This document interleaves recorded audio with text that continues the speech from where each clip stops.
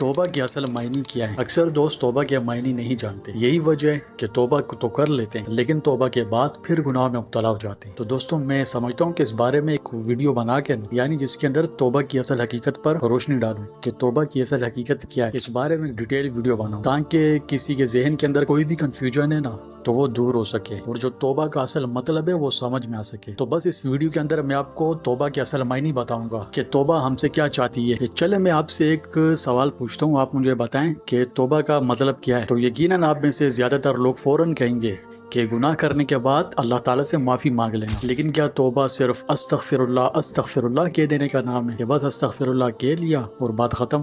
تو نہیں دوستوں, یہ توبہ اس چیز کا نام نہیں ہے. اور اگر بالفرض کوئی شخص بار بار ایک ہی گناہ کرتا رہے اور بار بار توبہ کرتا رہے اور ٹوٹتی رہے تو کیا اس کی توبہ قبول ہوگی؟ آج کی ویڈیو کے اندر میں یہی آپ کو بتاؤں گا کہ توبہ کے حقیقی معنی کیا ہے اور وہ کون سی غلط فہمی ہے جن کی وجہ سے بہت سے لوگ توبہ کا اصل مفہوم سمجھ ہی نہیں پاتے. دوستوں سب سے پہلی بات تو یہ نا, آپ ہمیشہ یاد رکھیے کہ عربک لینگویج کے اندر توبہ کا مطلب صرف معافی مانگنا نہیں ہے. توبہ کا اصل مطلب ہے واپس لوٹ آنا. یعنی انسان جب اللہ تعالیٰ کی نافرمانی کے راستے پر چل پڑے پھر اپنی غلطی کو پہچان کر اللہ کی طرف واپس آ جائے تو اسے توبہ کہتے ہیں. یعنی رجوع اللہ کا نام توبہ ہے. توبہ کس چیز کو کہتے ہیں؟ اللہ کی طرف لوٹ آنے کو. کس طرف سے لوٹ آنے کو؟ گناہوں کو چھوڑ کر, معصیتوں سے نکل کے. یعنی توبہ کلمہ توب سے لیا گیا ہے اور اس کی لغوی معنی ہے رجوع کرنا یا واپس آنا یا لوٹنا پلٹنا. اب شرعی اعتبار سے توبہ کا مطلب یہ ہوتا ہے کہ اپنے کیے ہر چھوٹے بڑے گناہ پر پشیمان و شرمندہ ہونا اور اللہ کی طرف رجوع کرنا, گناہوں سے طاعت کی طرف آنا. مثال دیتا ہوں, فرض کیجیے آپ ایک سفر پر نکلے اور غلط راستے پر چلے گئے. کچھ دیر کے بعد آپ کو احساس ہوا کہ یار میں تو غلط سمت میں جا رہا ہوں, یہ راستہ تو ہے ہی نہیں. اب اگر آپ صرف اپنے آپ سے یہ کہتے رہیں کہ مجھ سے غلطی ہو گئی, میں غلط راستے پر آ گیا, مجھے اس راستے پر نہیں آنا چاہیے تھا, مجھ سے غلطی ہو گئی, اور پھر بھی آپ اسی راستے پر چلتے رہیں تو کیا آپ مجھے بتائیں منزل تک پہنچ سکتے ہیں آپ؟ ہرگز نہیں, بالکل نہیں. کیونکہ منزل تک پہنچنے کے لیے آپ کو راستہ بدلنا ہوگا. بالکل اسی طرح صرف معاف کر دے اللہ استغفر اللہ یا اللہ معاف کر دے یہ کہہ دینا کافی نہیں ہے. ثواب کی بات میں نہیں کر رہا ہوں, ثواب آپ کو ظاہر ہے, اللہ پاک آپ کو ثواب سے نوازے گا. یہاں ثواب کی بات نہیں ہو رہی ہے بلکہ توبہ ہم سے کیا چاہتی ہے اس چیز پر میں روشنی ڈال رہا ہوں. تو صرف استغفر اللہ کہہ دینا کافی نہیں ہے بلکہ توبہ کا مطلب زندگی کا رخ بھی بدلنا ہے. یعنی گناہوں کو چھوڑ کے اللہ کی طرف لوٹ آنے کا نام توبہ ہے. اور یہی توبہ کی اصل روح ہے کہ بندہ گناہوں کو چھوڑ دے اور اللہ کی طرف آ جائے, اللہ کی خوشی والے کام کرے. تو دوستوں جب گناہ کرنے والا ترک گناہ کر کے اللہ تعالیٰ کی طرف رجوع کرے اور خلوص نیت کے ساتھ شرمساری و ندامت کا اظہار کرے اور آئندہ ان سے بچنے کا پختہ عزم کرے تو یہی بات حقیقی توبہ کہلاتی ہے. اب شرعی اصطلاح میں توبہ سے کیا مراد ہے؟ اس بارے میں علامہ طیبی رحمۃ اللہ علیہ فرماتے ہیں کہ توبہ شریعت کی اصطلاح میں گناہ کو اس کے برا ہونے کے سبب ترک کرنا اور اپنی اس کوتاہی اور خطا پر شرمندہ ہونا اور آئندہ کے لیے عزم کرنا, پختہ ارادہ کرنا کہ اب اس گناہ کو دوبارہ نہیں کروں گا اور اس خطا کی گناہ کی تلافی کرنا, یہ حقیقی توبہ ہے. علماء کرام عام طور پر توبہ کی 3 بنیادی شرائط بیان فرماتے ہیں. 3 ارکان ہیں, 3 ستون ہیں توبہ کے.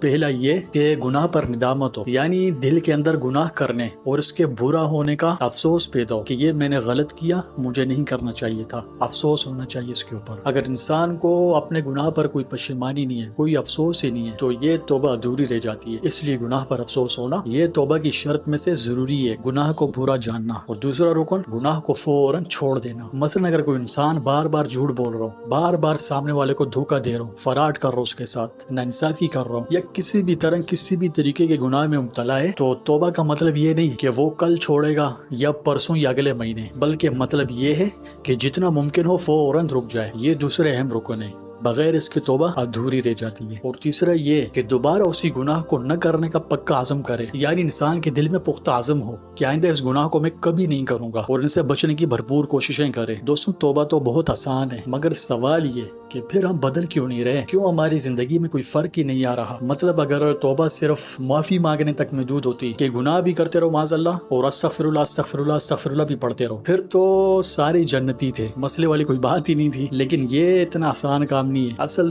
اصل ساری بات توبہ کی جو ہے نا یہ نہیں ہے کہ استغفر اللہ پڑھ لیا اور بندہ کہے میں تو بخشا آیا ہوں, میری توبہ ہو گئی, میں نے توبہ کر لی. تو یہ غلط فہمی ہے. ہاں استغفراللہ پڑھنے پہ میں نے آپ کو پہلے کہا کہ ثواب ظاہر ہے آپ کو ملے گا، یہاں ثواب کے اوپر بات ہی نہیں ہو رہی ہے، ثواب تو آپ کو ملے گا، لیکن جب تک بندہ گناہ کے اندر مبتلا ہے اور اسے ترک نہیں کرے تو یہ حقیقی توبہ کہلا ہی نہیں سکتی ہے۔ حقیقی توبہ کے لیے گناہ کو ترک کرنا ضروری ہے، اور جو اللہ کی رضا کے لیے گناہوں سے نکل جائے، گناہوں کو چھوڑ دے، توبہ کر لے، تو اس کے بارے میں قرآن کیا فرماتا ہے؟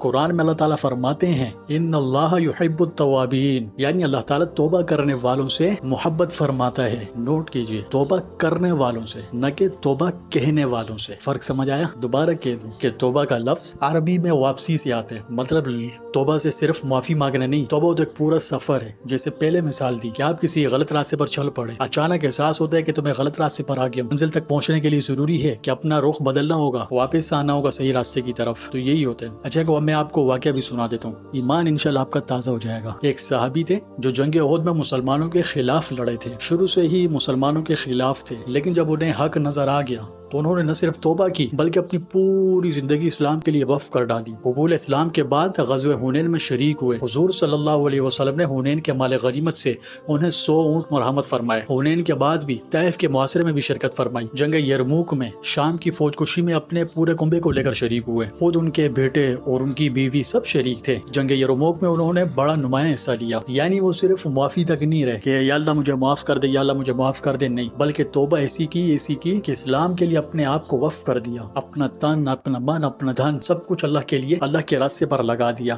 تو بس دوستوں، توبہ صرف استغفار کا نام نہیں، توبہ تو ان کی انقلاب ہے، اپنے اندر کا انقلاب، اپنی زندگی کا انقلاب۔ اللہ تعالیٰ فرماتے ہیں قُلْ يَا عِبَادِيَ الَّذِينَ أَسْرَفُوا عَلَىٰ أَنفُسِهِمْ لَا تَقْنَطُوا مِن رَحْمَتِ اللَّهِ، اے میرے بندو جو اپنی جانوں پر زیادتی کر بیٹھے، اللہ کی رحمت سے کبھی نا امید نہ ہو۔ تو بس دوستوں یاد رکھیے، اللہ کی رحمت ہمارے گناہوں سے بہت بڑی، بہت وسیع ہے، لیکن بس شرط یہ ہے کہ آپ سچے دل سے واپس آؤ۔ اگر خدا نخواستہ میں کسی گناہ میں مبتلا ہوں تو میں گناہ کو چھوڑے بغیر صرف استغفر اللہ پڑھتا رہوں تو صرف ثواب کے علاوہ مجھے کچھ بھی نہیں ملے گا۔ اگر زندگی بدلنی ہے تو مجھے گناہوں سے نکلنا ہوگا، گناہوں سے توبہ کرنی ہوگی، پکی سچی توبہ۔ یعنی صرف یہ نہیں کہنا چاہیے کہ یا اللہ معاف کر دے، بلکہ واپس آنا، اللہ کی طرف رجوع کرنے کا نام توبہ ہے۔ مختصر الفاظ میں اگر توبہ کو بیان کیا جائے تو توبہ کا مطلب ہے غلط راستے سے واپس پلٹ کر اللہ کے راستے پر آ جانا، اور ندامت ہونا، گناہ کو چھوڑنا، اور بہتر بننے، اچھے بننے کی کوشش کرنا، یہی چیز حقیقی توبہ کہلاتی ہے۔ لیکن دوستوں یہاں بہت سے لوگ یہ ایسے بھی ہیں جو یہ کہتے ہیں کہ میں بار بار گناہ کرتا ہوں، یہ بار بار گناہ ہو جاتے ہیں، توبہ کرتا ہوں، بار بار توبہ ٹوٹ جاتی ہے، اور اس لیے وہ سمجھتے ہیں کہ توبہ کرنے کا کوئی فائدہ نہیں ہے، کیونکہ بار بار